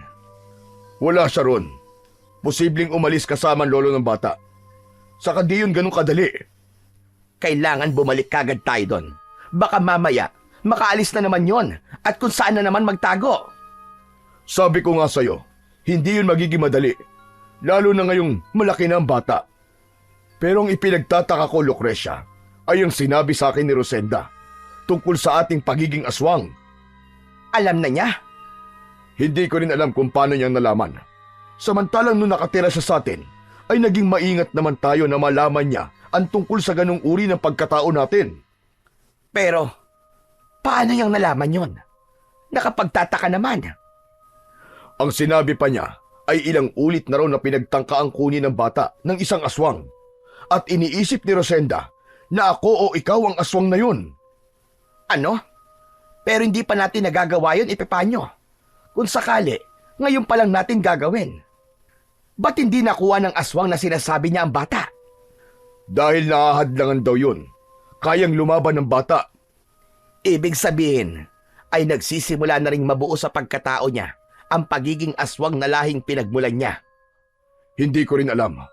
Ang ipinagtataka ko ay sino ang aswang na ilang ulit nang umaatake sa kanila para kunin ang anak natin. Kung ganun pala, may ibang aswang na nagkaka-interes sa anak natin. Oo, Lucrecia, tama ka. Pero sino yun? Sino ang aswang na yun? Bakit interesado siya sa anak natin? Samantala, dahil nga sa pagkakasumpong ni Epipanyo sa bahay ni Rosenda, ang naging pagkikita nila ay hindi inilihim ng babae sa kanyang ama. Ipinaalam niya yon upang matulungan siyang magdesisyon sa dapat gawin. Hindi na pala tayo ligtas sa lugar na ito. At lalo na si Cholo. Opo, itay. Laking pasasalamat ko nga at wala dito si Cholo nang dumating siya. Kundi, baka kung ano nang ginawa ni Sir Epipanyo. Malaking problema ito. Lalo na kung sa pagbabalik niya ay makikita ng lalaking yon ang aking apo. Yun na nga po ang ipinag-aalala ko, tay. Hindi ko na alam ang gagawin ko. Kailangan na po ba tayong umalis dito? Hindi yun ganun kadali, anak. Saka, tiyak na may mga hakbang na silang gagawin dahil pumasok na rin yun sa isip nila na posibleng umalis tayo rito. Tay, ano pang dapat nating gawin? Hindi natin dapat takasan ang problemang ito, anak. Wala tayong ibang gagawin kundi ang harapin ito. Pero tay, mga aswang sila. Anak, may taglay tayong mutya at ipinagkaloob ko na yun sa aking apo. Siya na ang bahalang ipagtanggol ang sarili niya. Alam kong kayang-kaya na niyang gawin yon. Bagamat may pangamba pa rin si Rosenda sa naging desisyon ng kanyang ama, ay susundin na lamang niya yon. Isa pa, ilang ulit na ring napatunayan ang tungkol sa kakayahang magbigay ng proteksyon ng mutya ng kambing na taglay na ngayon ni Cholo. Subalit ng gabing yon ay hindi mapalagay si Rosenda. Tulog na ang maglolo na magkatabi sa higaan. Ngunit siya ay pabiling-biling sa pagkakahiga at hirap makatulog. Maraming bagay ang lumiligalig sa isipan niya, lalo na ang tungkol sa anak na ngayon ay nais ng bawiin ng tunay niyang ama. Malalim na pag-iisip ang ginagawa ni Rosenda nang makarinig siya ng malakas na kalabog sa kanilang bahay. Wari may kung anong bagay o nilalang na biglang bumangga sa kanilang bahay. Napabangon sa pagkakahiga si Rosenda sa matinding gulat. Nagising na rin pala ang maglolo dahil sa nilikhang ingay ng bagay na bumangga sa dingding ng bahay nila. Mabaging langit! Ano kaya yun? Anak, ano bang ingay yun? Parang may bumagsak. Nagising po kami ni Lolo dahil po sa ingay. Nay, ano po ba yun? Hindi ko rin alam. Biglang umalulong ang mga aso. Alulong na tila natatakot dahil may nakikita silang ibang uri ng nilalang. Kasabay ang biglang pagkislap ng suot na kwintas ni Cholo. Hindi maaari. May aswang. Kampo ng kadiliman ang bumangga sa bahay natin. Malamang sinadya yun. Ano? May aswang? Paano niyo po natitiyak, Itay? Tama po si Lolo, Nay. Dahil po sa pagkislap ng suot kong kwintas. Nagbibigay po kasi ng babala ang mutya kapag may nasasagap po ng mga kampo ng kadiliman na nasa paligid. Tay, anong gagawin natin? Nagbalik na yata siya. Sino po nagbalik, Nay? Yung aswang po ba? Nanggaling na po siya rito kaninang wala po kami ni Lolo Victor? Hindi na sumagot pa si Rosenda. Subalit abot-abot ang takot at kabang nararamdaman niya. Kailangan harapin namin ni Cholo ang aswang na yun, anak. Dapat matigil na siya sa ginagawang panggugulo sa atin. Sige po, kanina pa po ako nakahanda, Lolo Victor. Hinayaan na lamang ni Rosenda ang gagawin ng maglolo. Dahil yun din naman ang ibig niyang mangyari. Ang wag na siyang guluhin ng dating amo na si Epipanyo. Kumuha ng armas na magagamit ang maglolo. Isang palakol na ginagamit sa pagsisibak ng kahoy ang ibinigay ni Lolo Victor sa kanyang apo. Ang sa matandang lalaki naman ay isang shotgun na ginagamit niya sa pag-aalaga ng mga kambing, lalo na kung may ibang hayop na ibig lumapa sa kanyang mga alaga.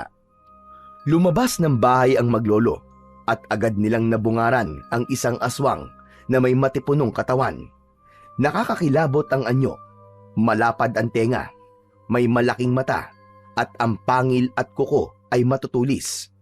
Umatungal ang aswang nang makita ang maglolo. Hindi sila maaaring magkamali. Ang naturang aswang na ibig kumuha kay Cholo, ang nilalang na ngayon ay kaharap nilang muli. Anak ka ng dyablo! Wala kang kasawa-sawa! Nandito ka na naman! Lolo, ako yata talaga ang puntirya ng halimaw na yan. Kailangan matapos na natin ang panggugulo niya para hindi na siya bumalik pa rito. Tama po kayo, Lolo. Biglang sumugod sa maglolo ang aswang. Mas naging palaban ito na tila walang kinatatakutan. Panay ang haribas ni Cholo sa hawak niyang tabak. Subalit maliksing naiiwasan ng aswang ang bawat hataw ng bata. Mukhang napagandaan tayo ng aswang, Lolo. Mas mabilis siya nakakaiwas ngayon. Ako ang bahala, Apo. Hindi siya sasantuin ng aking shotgun na ang bala ay yari sa tanso. Ilang ulit na binaril ni Lolo Victor ang aswang. Subalit nagagawa pa rin itong makaiwas.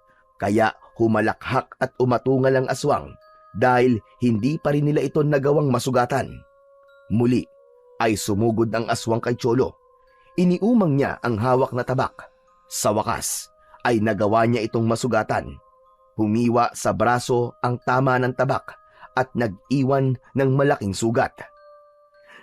O ano ka ngayong aswang ka? Yan! Umaagos ng dugo sa sugat mo! Tsak manghihina siya kapag patuloy na umagos ang dugo sa kanyang braso. Subalit tila baliwala pa rin yun sa aswang na kainkwentro ng maglolo. Kitang-kita nila kung paano dinilaan ng aswang ang malaking sugat na nasa braso nito. Pagkatapos itong dilaan ng aswang, ay naghilom ang malaking sugat. Hala, Lolo! Tignan niyo paano nangyari yun! Nawala po ang sugat niya. Talagang napaghandaan nga tayo, Cholo. Meron na siyang pambihirang kakayahan. Nagagawa na niyang pagalingin kagad ang kanyang sugat sa katawan. Nako, Lolo Victor, dapat may gawin tayo. Ang lakas na mutya ng kambing. Baka may iba pang magagawa. Oo, Apo. Hubarin mo ang kwintas at ibigay mo sa akin. May kailangan akong gawin upang lalong mapalakas ang kapangyarihan ng mutya. Sige po, Lolo Victor. Ito na po. Agad na inalis ni Cholo sa kanyang leeg ang kwintas at ibinigay yon sa kanyang Lolo Victor. Sinimulan naman ni Lolo Victor na usalin ang mga salitang Latin bilang orasyon sa mutya. Nagliwanag ang hawak na kwintas ng matanda. Katunayan na nagkaroon ng bisa ang orasyon na ginawa. Samantala, sa halip na sumugod at umatake sa kanila ang aswang, ay lumundag ito ng malakas, ngunit nilagpasan sila. Tuloy-tuloy ito sa may pinto ng bahay. Nakita pala ng aswang na naroon si Rosenda. Agad siyang dinakma ng halimaw, kaya gano'n na lamang ang gulat ni Rosenda. Bitiwan mo ako, aswang ka! Bitiwan mo ako! Huwag mong idamay ang nanay ko! Kami ni Lolo Victor ang harapin mo! Bitiwan mo ang anak ko! Hayop kang aswang ka! Sa kauna-unahang pagkakataon ay nagsalita ang aswang na kanina pa kalaban ni Lolo Victor at Cholo. Hindi ko bibitiwan ang babaeng ito! Maawa ka sa akin! Pakawalan mo ko! Kahit na ano pang gawin mong pakiusap at kahit lumuha ka pa ng dugo, ay hindi kita pakakawalan. Maawa ka sa nanay ko, aswang! Gusto mong pakawalan ko ang nanay mo, bata? Oo! Pakawalan mo siya!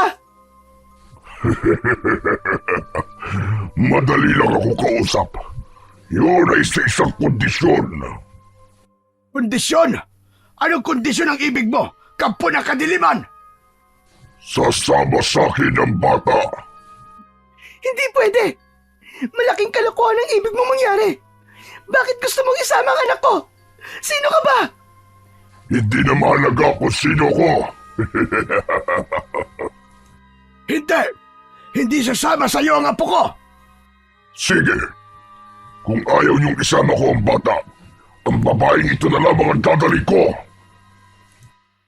Wag! Wag! Maawa ka! Wag mong isasama ang nanay ko! Kung ganun mamili ka, sasama ka sa akin o ang nanay mo ang isasama ko. Mula sa madilim na bahagi ng lugar na yon kung saan nagaganap ang engkwentro, ay lumitaw ang mag-asawang Epipanyo at Lucrecia. Isa man sa kanila ay hindi mo maaaring isama! Lalo na ang batang si Cholo! Dahil kami lang ni Epipanyo ang may karapatang kumuha sa kanya. Ganun na lamang ang pagkagulat ni na Lolo Victor, Rosenda at Cholo sa biglang pagsulpot ng mag-asawang dating amo ni Rosenda. Hindi niyo ako mapipigilan sa gusto kong gawin. Kahit kayong dalawa ay wala kayong magagawa. Nagmamatigas ka pa ha? Kailangan kong makuha ang batang ito. Tumigil ka! Huwag mo kaming hahamunin! Gagawin ko ang gusto ko at walang pwedeng humadlang sa akin. Tuluyan nang nag-init ang ulo ni na Epipanyo at Lucrecia. Unti-unti ay nagbago ang anyo ng mag-asawa. Nakakatakot ang kanilang naging anyo. Naging mapanganib na aswang ang mag-asawa. Bakas sa kanilang muka ang galit, kaya agad nilang sinunggaban ng aswang na ibig kumuha kay Cholo. Naging matindi ang sagupaan. Pangil sa pangil, kuko sa kuko. Nasisira ang mga halaman na nababangga at nababagsakan ng mga aswang na nag-aaway. Tila wala isa man sa kanila ang ibig sumuko at magpatalo. Hindi naman makapaniwala ang mga nanonood na sina Rosenda, Lolo Victor at Cholo. Kung kanina ay ang maglolo ang nakikipagpambuno sa aswang, ngayon naman ay ang mag-asawang aswang na dumating at prinotektahan sina Rosenda at Cholo. Napuno ng atungal at nakakakilabot na sigaw ang lugar na yon dahil sa matinding sagupaan ng mga kampon ng kadiliman. Umuusok ang lupa dahil sa alikabok. Kitang-kita yon dahil sa liwanag ng buwan na nagbibigay ng tanglaw sa nakasisindak at umaatikabong labanan ng mga aswang. Saglit pa ay pumayapa ang mga ito. Isang aswang ang nakabulagta na tila nag-aagaw buhay na. Ito ay ang aswang na nais kumuha kay Cholo. Matindi ang mga sugat nito sa buong katawan, subalit hindi niya magawang dilaan gaya ng una nitong ginawa dahil yon sa labis na panghihina. Unti-unti, nagbago ang anyo nito. Pinagmasdan yon ng mag-asawang Epifanio at Lucrecia. Maya-maya pa, ganap nang nagbago ang anyo nito at bumalik na sa pagiging tao. Sabi ko na nga ba, siya ang aswang na ibig kumuha kay Cholo. Siya si Crisologo, ang kapatid mo sa ama. Oo, Lucrecia. Interesado siyang kunin ng bata. Mabuti at hindi siya nagtagumpay at dumating tayo bago pa niya nakuha si Cholo.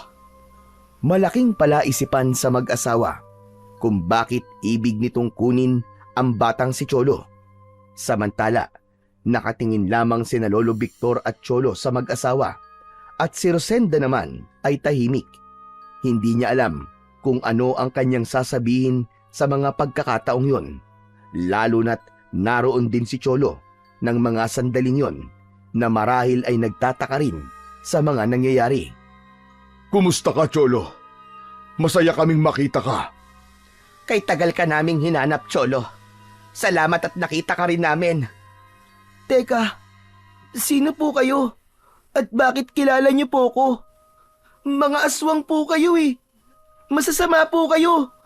Katulad kayo ng aswang na ibig kumuha sa akin. Hindi, Cholo.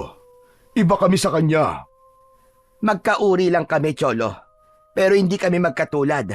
Dahil masasama sila. Bakit po? May aswang po ba na mabuti? Nay, sino po ba sila? Bakit kilala po nila ako? Hindi agad nakapagsalita si Rosenda. Kinakapa sa kanyang isipan kung ano ba ang sasabihin niya sa kanyang anak.